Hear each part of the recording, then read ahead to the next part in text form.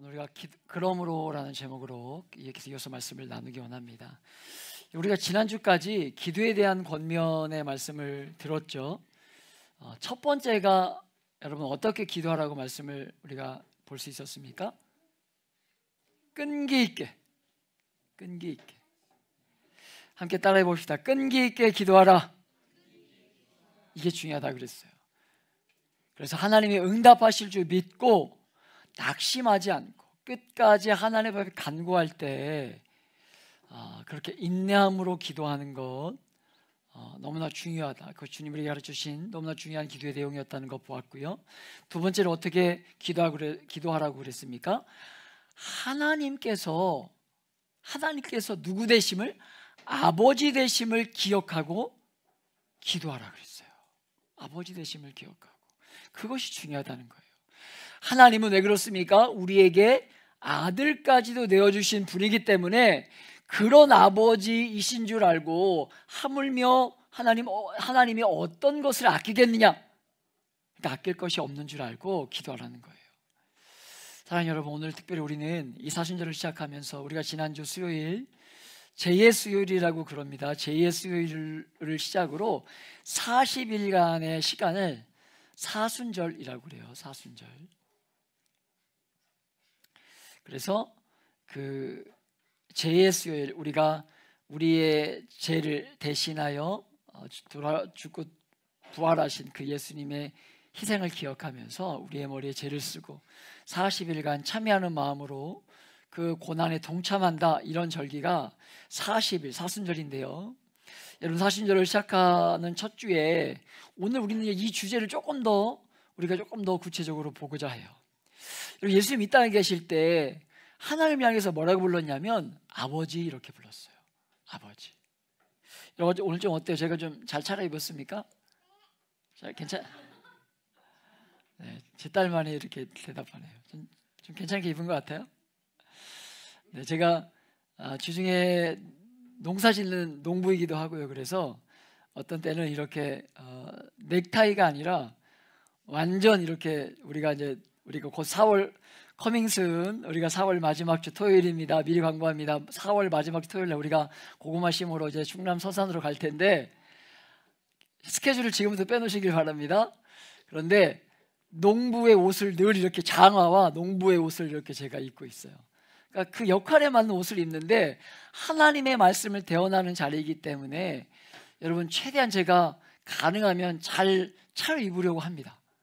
주일날은 말씀 전하는 시간은 제가 주중엔 그렇게 입지 않는데 어떻게든 잘 차려입으려고 해요. 넥타이도 주중엔 잘 매지 않는데 넥타이도 이렇게 이왕이면 여러분이 집중할 수 있는 색깔로 매려고 하고. 좀 집중되십니까? 네, 그러려고 노력하고 있습니다. 여러분, 그런데 그때그때 옷이 있잖아요. 그런데 예수님의 직업은요, 목수였어요. 목수였습니다. 이 땅에 신으로 오셨지만 완전한 인간의 모습으로 오셔서 여러분 30살이 될 때까지 너무 아버지가 일찍 돌아가셔서 그 성경을 우리가 근거로 했을 때 3-4명 되는 그 동생을 30살까지 책임져야 하는 역할을, 그런 아버지의 역할을 감당했던 게 예수님이에요.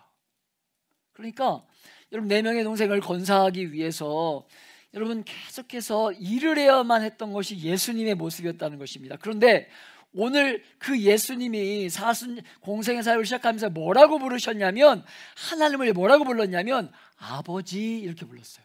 아버지. 분명히 목수로 살았던 예수님인데 아버지, 이렇게 불렀다는 거죠. 그래서 유대인들은 예수님이 하나님을 아버지라고 불렀기 때문에 좋아했을까요? 싫어했을까요? 싫어할 수밖에 없죠. 그리고 그러니까 예수님을 죽이기까지 했다는 것입니다. 죽이기까지 하려고 했다는 거예요. 여러분, 요한복음 5장 18절에 예수께서 하나님을 아버지라고 계속 부르니까 뭐라고 유대인들이 이야기하고 있습니까? 같이 한번 읽어볼까요? 18절 시작. 죽이고자 하니 이는 안식일을 범할 뿐만 아니라 하나님을 자기의 친아버지라 하여 자기를 하나님과 동등으로 삼으심이러라. 아멘. 이렇게 기록되어 있어요. 유대인들이 그렇게 싫어하면서 대적하고 죽이려고 하는데도요, 예수님 뭐라고 하는지 아세요? 끝까지 하나님을 아버지, 아빠 이렇게 불러요. 여러분, 이것은요 너무 중요한 것으로, 여러분, 이는 주님의 사역과 관련돼서도 너무나 중요하지만 또 하나는요, 예수님은 그 하나님 아버지가 자신을 통해서 우리에게도 아버지이심을 가르치시고 누리게 하기 위해서 그 일을 하시기 때문입니다. 이 사건이. 여러분, 그래서 주님이 우리에게 기도를 가르치시면서 너희도 이렇게 기도하라 라고 말씀하고 가르쳐 주시는 거예요. 그 근거가 되기 위해서 예수님이 끝까지 그것들을 포기하지 않으신 거죠.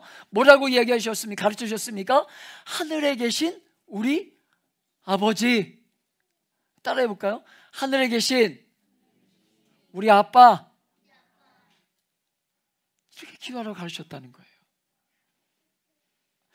여러분, 부활하신 이후에 제일 먼저 막달라 마리아에게 나타나서 말씀하셨습니다. 너는 가서 내 형제들에게 말하라. 제자들을 가르쳐서 뭐라고 말씀하셨냐면 내 형제들이라고 주님이 말씀하셨어요. 그러시면서 그 제자들에게 내 아버지가 곧 너희 아버지야, 내 하나님 곧 너희 하나님께 감사하라, 이렇게 말씀하셨다는 거예요. 그러니까 하나님이 우리를 위하여 아들을 보내주심으로 우리에게 열어놓으신 새로운 질서가 무엇이냐면, 예수님이 우리를 형제로 여기시고, 하나님이 예수께만 하나님이 아버지가 아니라 그 예수 그리스도의 공로로 인해서 하나님의 백성이 된 저와 여러분들도 하나님을 아빠, 아버지라고 부를 수 있는 권세와 특권을 우리에게 주셨다는 거예요. 권세와 특권을 주셨다는 것입니다. 사랑하는 여러분, 하나님은요 종교적인 개념으로서의 아버지일 뿐만 아니라 우리와의 관계에서도 정말 아버지이심을 의심하지 않는 저와 여러분 되시길 축복합니다. 하나님을 다르게 부르기 좀 그러니까, 아버지하고 부른 게 아니라 정말 아버지로 누리고 경험하도록 예수께서 당신이 부르시는 것과 똑같이 우리도 하나님을 아버지로 부르도록 그렇게 만들어 주셨다는 거예요. 그래서 지난주에도 말씀 나누었지만 하나님이 우리 아버지이기 때문에 이 땅을 사는 동안에 여러분요, 어려움이나 시련이나 고통이나 문제나 이런 것들이 면제된다는 것이 아니라, 하나님이 우리 아버지이기 때문에 이런 것들이 면제된다는 것은 아니라, 면제되는 것은 아니지만 그 모든 고통과 그 수많은 어려움 때문에 낙심하거나 좌절하거나 포기하는 것이 아니라, 삶에 빠져 있는 많은 시련과 문제들을 하나님께 기도하고 간구해서 하나님의 공급과 도우심을 누리며 이 땅을 살도록, 여러분, 그런 시련과 아픔과 어려움의 삶의 자리에서조차도 하나님께서 복 주시는 그 모든 상황들을 복 주시는 계기로 바꾸어 가시는 그것이 하나님이 우리에게 주신 이 기도를 통한 아들됨의 특권이라는 거예요. 이것이 기도의, 하나님이 우리에게 주신 기도의 힘이라는 거예요. 그렇게 바꿔갈 수 있도록 하나님 우리에게 특권을 주셨다는 거예요. 여러분, 오늘 읽었던 11절을 다시 한번 보세요. 하나님 우리에게 기도하고, 우리가 읽지 않았지만 우리에게 기도하라고 가르치시면서, 우리 지난주 읽었죠. 11절에 뭐라 기록되어 있냐면, 너희가 악한 자라도, 우리 지난주 이렇게 말씀 읽었습니다. 너희가 악한 자라도 좋은 것으로 자식에게 줄 알거든 하물며 하늘에 계신 너희 아버지께서 구하는 자에게 좋은 것을 주시지 않겠느냐? 이렇게 말씀하는 거예요. 우리가 하나님을 아버지로 믿고 하나님 앞에 들어가서 기도할 때마다 하나님이 우리에게 좋은 것을 주신다는 것입니다.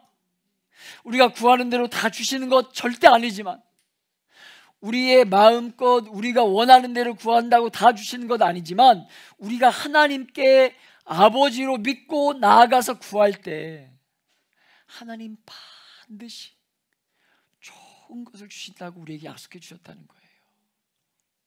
여러분, 무엇이 좋은 것입니까? 무엇이 좋은 것이에요?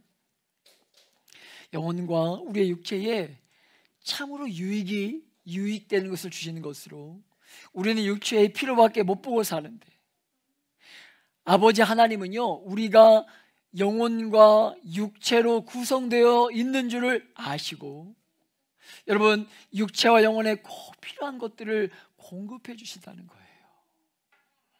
여러분요, 인생을 사는 우리 아닙니까? 인생을 사는 우리예요. 그래서 많은 사람들이 이야기하는 게 무엇입니까?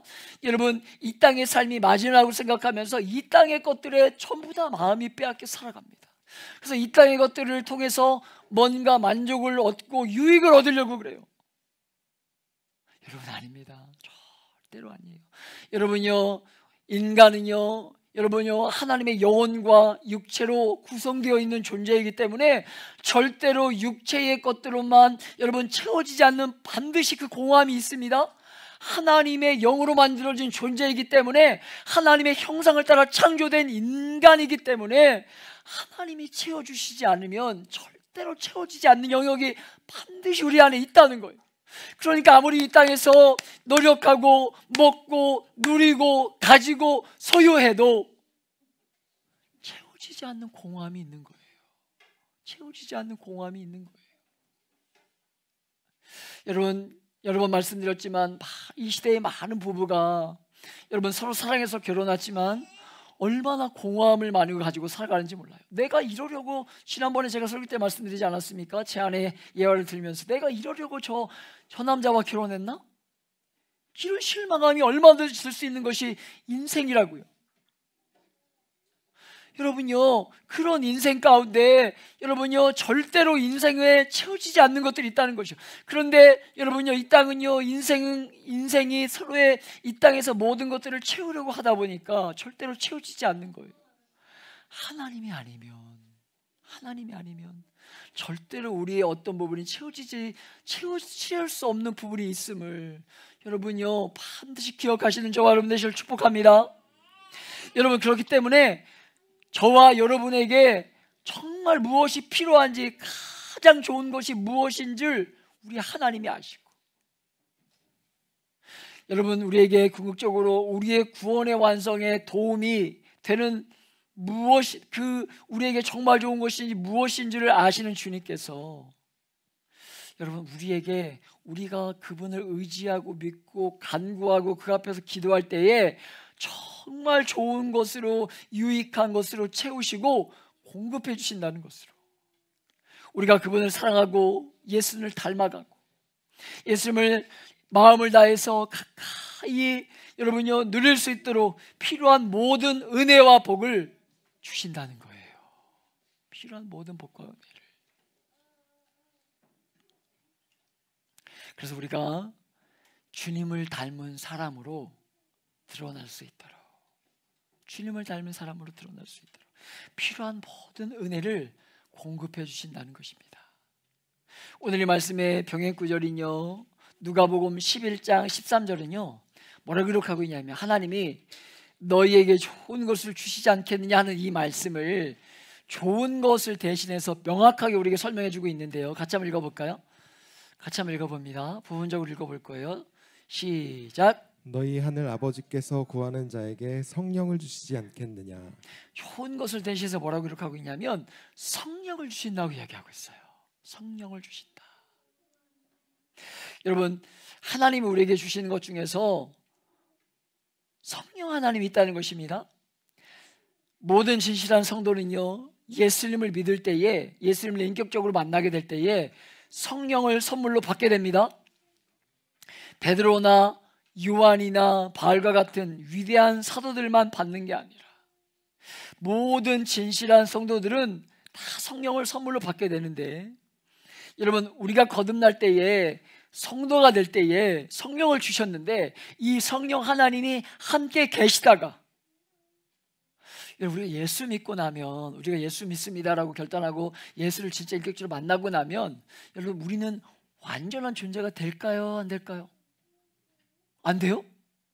예수 믿는데? 어떨까요? 완전한 존재가 될 수 있을까요? 없을까요?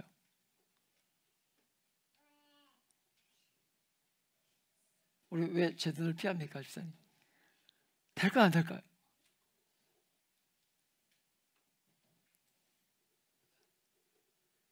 안 돼요? 안 되죠. 예수 믿으면, 여러분, 예수 믿는 게 부적입니까? 예수 믿으면 다 되는 거예요? 예수 믿으면 문제가 다 해결되고, 갑자기 막 내 앞에 막 주님 금 하면 막 금 떨어지고, 주님 오늘 20억 복권 이러면 막 20억 되는 거예요? 이번 주에 기사 보니까, 지난주 기사 보니까, 저는 일부러 찾아본 게 아닙니다. 그냥 이렇게 봤는데, 이번에 뭐 몇십 명이 돼가지고 1인당 여러분요, 로또 이 당첨 금액 20억이래요. 이번 주에 개인당 들어가는 게 20억이래요. 여러분, 예수 믿으면 예배 드리면서 막 내가 예수 믿겠습니다, 예수 믿고, 예수 믿는 막 그 자리에서, 말씀 듣는 자리에서, 이 자리가 가장 성령 충만하니까 내가 이 자리에서 막 주님 나에게 번호를 주십시오. 그럼 번호 탁탁탁탁 찍으면 그 다음 주에 내가 목사님 제가 예배 드렸더니 20억 주셨습니다 이러는 거예요? 아니에요, 여러분. 절대로 아닙니다. 여러분요, 기독교는요 부적이 아니에요. 예수 믿으면 모든 게 해결되는 게 아니에요. 여러분, 여전히 우리 삶 가운데 어려움과 힘듦이 있지만, 그 가운데 성령이 우리에게 약속하시는 건 무엇이에요? 내가 너희와 함께 하겠다는 거예요. 함께 하겠다는 겁니다. 여러분요, 성령을 우리가 잘못하거나, 우리가 예수 믿고 나서 잘못하면 우리를 떠나거나 그런 것이 아니라 우리와 여전히 함께 살고 계십니다. 그런데 우리가 기도할 때에, 우리가 전심으로 성령을 의지하고 구하고 찾을 때 뭘 한다는 거예요? 그 성령 하나님이 우리와 함께 하신다는 거예요. 물론 그분은요, 우리가 반드시 겪는 게 무엇이냐면, 여러분요, 자유롭게 우리 속에서 왕으로 우리를 다스려 가시지만, 우리가 찾고 의지하지 않는데도 억지로, 우리가 만난 예수님이, 우리가 만난 성령 하나님이 억지로 뭔가 일하거나 역사하시는 분은 절대로 아닙니다. 여러분, 그렇게 성령님은요, 깨달은 지각을 가지고 우리가 그 성령을 의지하고 찾고 도움을 구할 때에 역사하고 일하신다는 거예요. 사랑하는 여러분, 이 성령 하나님은요, 신약시대를 살아가는 성도들의 삶에 가장, 이 시대를 살아가는 우리 가운데 가장 핵심이라고 할 수 있는 내용으로, 성도들이 이 땅을 사는 동안에 성도들이 정말 하나님의 자녀라는 사실을 머릿속에 종교적인 개념으로만 살지 말고 경험하고, 정말 살아계시네 맛보고 누릴 수 있도록 돕는, 그것이 성령의 역사라는 거예요. 그것이 성령의 역사라는 것입니다. 이 성령 하나님이 일하실 때 우리가, 저와 여러분이 정말 하나님의 자녀가 된 존귀와 영광을 맛보고 경험하게 될 것이라는 거예요. 여러분, 이 성령님은 우리의 삶 속에 계시면서 우리가 장차 어떻게 될지에 대한 막과 증거를 주시는 분이 성령 하나님으로, 우리가 정말 구원이 완성에 이를 때에 얼마나 영광스럽고 존귀한 존재가 될지, 우리가 정말 주님이 이 땅에 오실 때에, 다시 오신다고 약속하셨고 우리가 이 땅에서 삶을 맞이하고 주님과 만날 그때에 얼마나 존귀하고 영광스러운 맛을 보게 될지를, 여러분요, 증거해 주신 분이, 이 땅에서도 우리가 그렇게 맛보고 누릴 수 있도록 증거해 주시는 분이 성령 하나님이라는 거예요. 성령 하나님. 그 성령 하나님은 우리 속에 계시고 역사하면서 우리 몸 안에 남아있는 그 죄의 본성, 여러분, 예수 믿은 이후에도 또 예수 믿으려고 하면 끝없이 인간에 있는 본성이 무엇이냐면 끝없이 악한 것들을 추구하려고 그래요. 악한 것들을 탐구하려고 그래요. 여러분요, 인간의 본성이 얼마나 악한 것들을 습득하기를 좋아하는지 모릅니다. 이번 주에도 여러분요, 제 아이가 셋째 아이가 제가 둘째 셋째 아이가 있는데, 셋째 아이가 아직 2돌도 안 됐는데 얼마나 죄성을 드러내는지, 자기 뜻대로 안 되면요 얼마나 욕심을 버리고 또 나쁜 것은 얼마나 잘 습득하는지 몰라요. 그게 인생이에요. 그게 인생입니다.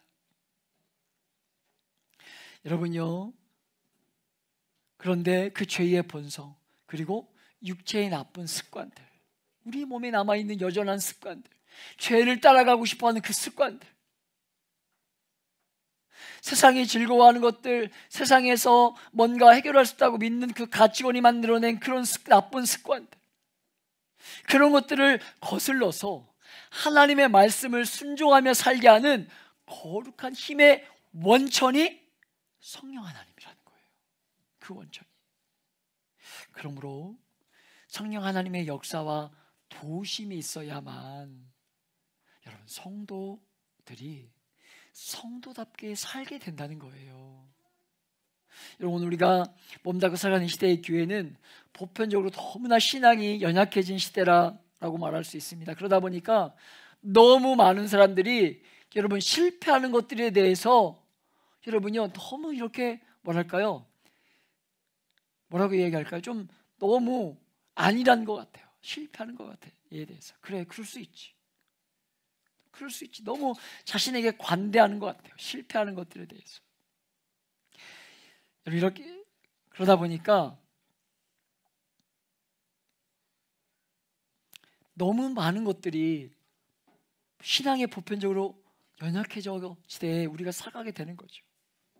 여러분, 그러나 이것은 어쩔 수 없지. 예수 믿어도, 우리 목사님도 예수 믿어도 완전하지 않다는데 죄질 수 있지. 어쩔 수 없지. 여러분, 이렇게만 생각하고 지나간다면 여러분은요 정말 여러분의 하나님이 주신 그 신앙을 잘못 생각하고 있는 것임을, 잘못 지키고 있는 것임을 여러분 잘 기억하시길 축복합니다. 여러분요, 성령 하나님이 동행하시고 역사하시도록 중요한 것은 그 성령 하나님을 의지하고 구하고 끊임없이 촉구해야 된다는 거예요. 그렇게 하지 않도록. 그렇다면 그 귀한 성령 하나님 우리 가운데 언제 충만하게 역사하신다는 것입니까?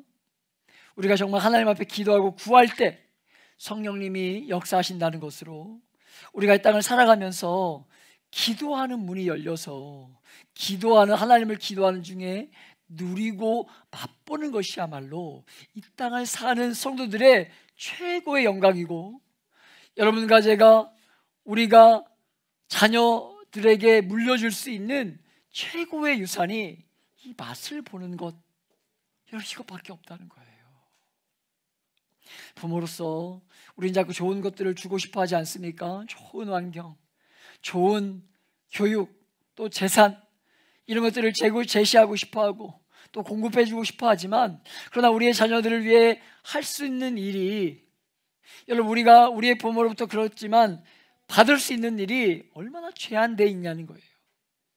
우리가 그런 외적인 어떤 면에서 어떤 것들을 할 수 있을지 몰라도 우리의 아이들의 영혼을 만지는 것은요, 우리의 영혼이 만져지는 것은 부모된 우리가, 그리고 우리의 부모가 할 수 있는 일이 아니었다는 거예요. 하나님께 기도하는 방법밖에 없고, 우리 아이들 안에 기도의 문이 열려서 삶의 중요한 순간마다, 정말 그 결정의 순간마다, 어떻게 해야 될지 모르는 그 막막한 순간마다 하나님을 찾고 의지하고 그분과 동행하면서 하나님의 도우심을 경험하면서 세상을 살아가도록 돕는 것이야말로 우리가 자녀를 기를 수 있는 자녀에게 줄 수 있는 최고의 선물 중에 하나이지 않을까, 이런 그런 생각들을 더 하게 되는 거예요. 여러분, 기도의 문이 열리고 기도의 감격이 열려야 성도답게 살 수 있습니다. 그렇게 하나님 우리에게 정말 끈기 있게 아버지이심을 믿고 종들처럼 눈치 보지 말고 아버지이기 때문에 예수의 이름으로 담력을 가지고 구할 때 좋은 것을 주실 줄 알므로 여러분과 제가 어떻게 살기를 원하시던 것입니까? 그것이 바로 12절이에요. 그것이 우리가 구할 때 하나님이 좋은 것을 주실 줄 알고 여러분과 제가 어떻게 살기를 원하냐면 12절 같이 읽어볼게요. 다시 한번 12절 함께 읽어봅니다. 어떻게 살기를 원하신 것입니까? 시작. 그러므로 무엇이든지 남에게 대접을 받고자 하는 대로 너희도 남을 대접하라.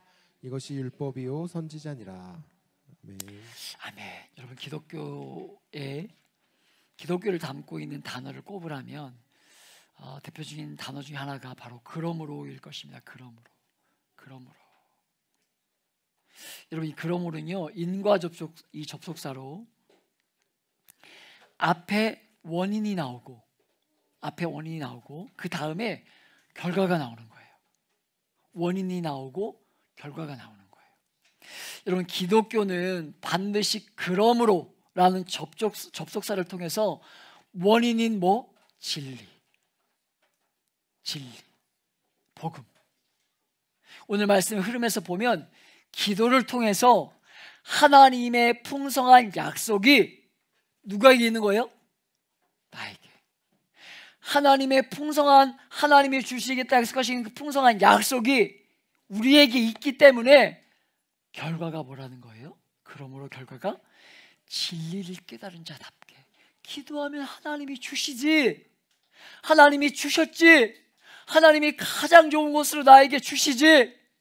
그것을 아니까 아는 자답게 그러니까 어떻게 하라는 거예요? 삶으로 드러나야 된다는 거예요. 그걸 아는 자답게 하나님의 풍성한 공급을 먹으며 살기 때문에 남에게 내가 대접받고자 하는 대로 나도 남에게 대접하라는 거예요. 남들이 나에게 어떻게 대접했으면 좋겠다 하고 바라고 기대하는 것 있지 않습니까? 있잖아요. 곧 제 생일이 돌아오는데 저는 늘 생일 때마다 제 아내에게 뭔가를 요구해요. 이번엔 뭐를 좀 사주세요. 이렇게 요구를 합니다. 당당히 요구합니다. 미리 얘기해요. 생일날 맞춰 사주라고. 축복합니다. 여러분요, 남이 나에게 뭔가를 해주면 좋을까 하는 것들이 있잖아요. 그것들을 남들에게 먼저 행하는 자가 성도예요. 그게 성도입니다. 그게 성도예요. 남들이 나에게 어떻게 대해줬으면 좋겠다고 바라고 기다리지만 말고 내가 먼저 해주는 게 성도라는 거예요. 여러분, 왜 우리가 그렇게 살 수 있는 것입니까? 우리가 왜 그렇게 살 수 있는 거예요? 기도를 통해서 일상에 필요한 것들을 하나님으로부터 풍성하게 공급받기 때문에. 아멘이십니까? 믿음으로 고백합시다. 아멘. 이 땅을 살아가는 우리들이 세상을 바라보면서 저 사람이 나에게 이렇게 해줬으면, 이런 거 해주면 얼마나 좋을까 하고 바라는 그것을 가슴에 두고 그런 일이 일어나기를 기다리는 자가 아니라 그것을 내가 먼저 행하는 자가 성도라는 거예요. 여러분, 사랑하는 부부관계에도 마찬가지고요, 이 땅을 살아가는 삶의 자리에서도 마찬가지고요, 여러분의 삶의 자리에서도 마찬가지입니다. 여러분, 구약의 모세를 통해서, 구약 성경에 보면 모세라는 인물이 나옵니다. 그런데 모세라는 이 분을 통해서 주신 율법이 여러분요, 언제가도 말씀드렸지만 613가지예요. 613가지.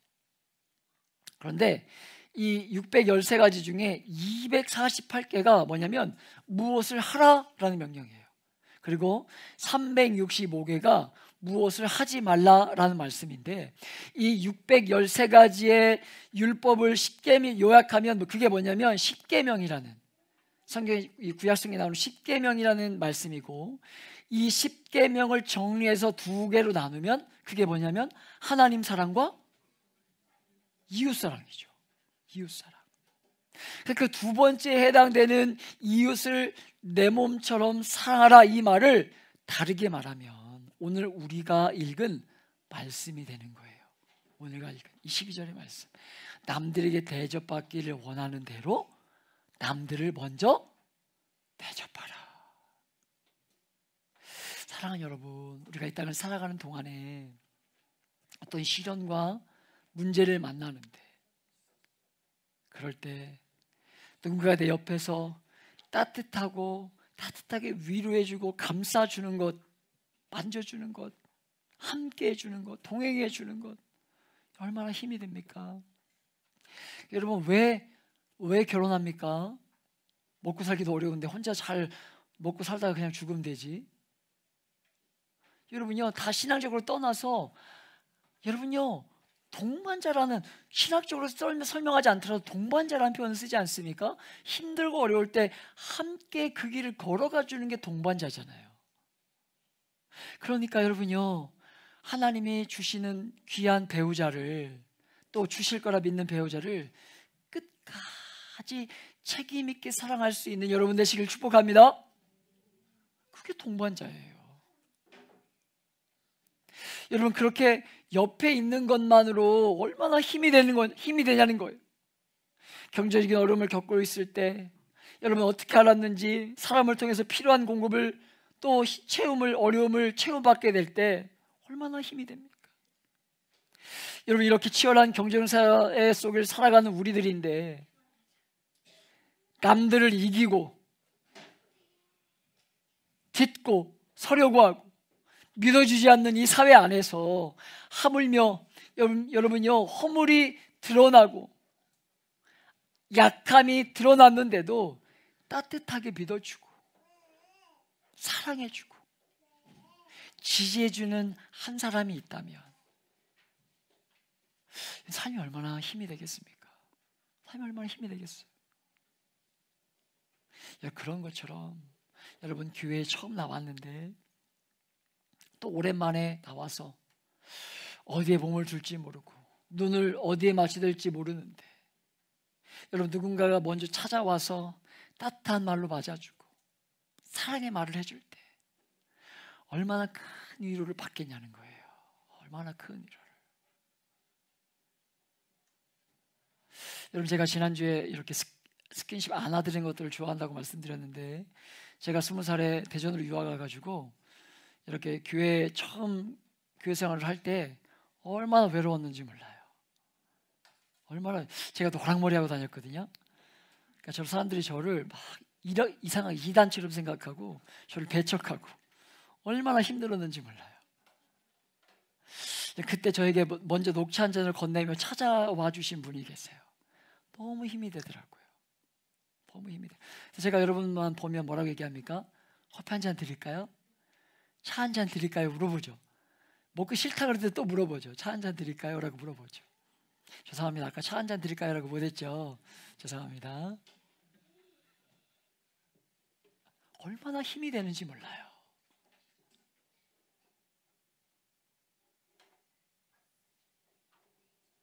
여러분요, 누군가 여러분을 그렇게 대접해 주길 원하지 말고 여러분이 먼저 이웃들 향해서 그렇게 다가가라는 거예요. 얼마 전 어떤 분들과 교제하면서 교회의 어떤 무슨 모임을 바꾸는 문제에 대해서 이야기를 하면서 모임 안에서 서로의 삶을 좀 다 드러내길 원한다, 이렇게 요구받았다는 이야기를 하시는 걸 제가 들은 적이 있어요. 그러면서 어떻게 나를 다 드러낼 수 있느냐, 이런 얘기하는 걸 제가 들었어요. 아니, 교회에 모임을 하는데 어떻게 내 속 얘기를 다 드러낼 수 있느냐?